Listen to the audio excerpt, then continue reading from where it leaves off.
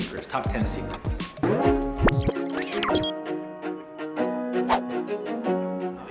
You can find people, I think, who are interested in like starting a business, but one of the biggest things that I find being a challenge is you say, hey, let's start this business, and then right from the beginning, maybe you're putting in 12-hour days or 10-hour days, and the other person's only putting in 2 to 4 hours a day. It's fine in the beginning, and you can brush it off, but very quickly it's like you put this, it creates major tension in a relationship because you finish a week being like, I've just put in 100 hours in this business, and your partner's only put in 10 hours because maybe it's, you know, they spend a couple hours a day on it after work or in the evening.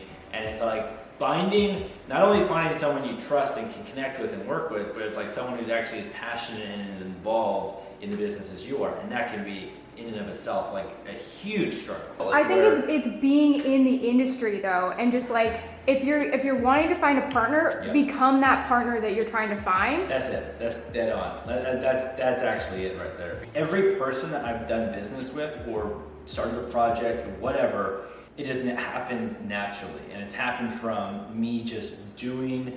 Whether it's I was like working on a project and somebody saw me working on that and then reached out being like, hey, what are you doing? Do you want to like explore something together? That's happened. Or it's been, you know, I've been working on a project with somebody else and I've seen their work ethic and I've seen what they've contributed to the project, and then approaching them and being like, hey, do you want to do something outside of this together? That I think is, if you're looking for a business partner, don't force it.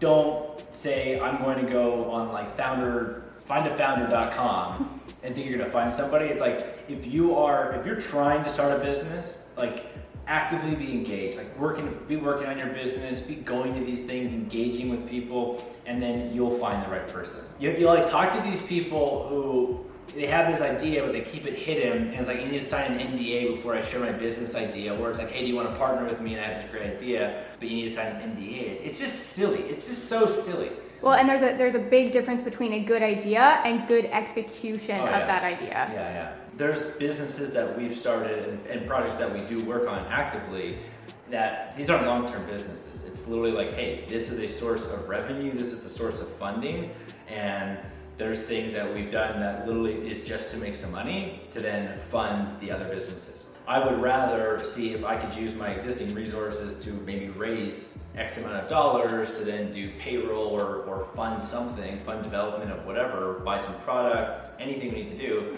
I'd rather try to raise that myself than get outside investors initially or go to a bank and get a loan. Because it's like, if you can, work for 3 months, try to raise some money, do a little small business to get some capital in, to then put it into yours, great approach in my opinion. Yeah, I agree. So, anyways, guys, that is the video for today. I'd be curious to know, do you have any partner stories? Have you had a partner where everything went to crap and they stole everything and it was a living hell? Or what has your experience been with finding partners? I think it's all over the place. We're gonna stop there. So anyways, thank you. Have a wonderful day. Stay safe. And we'll talk to you later. Bye.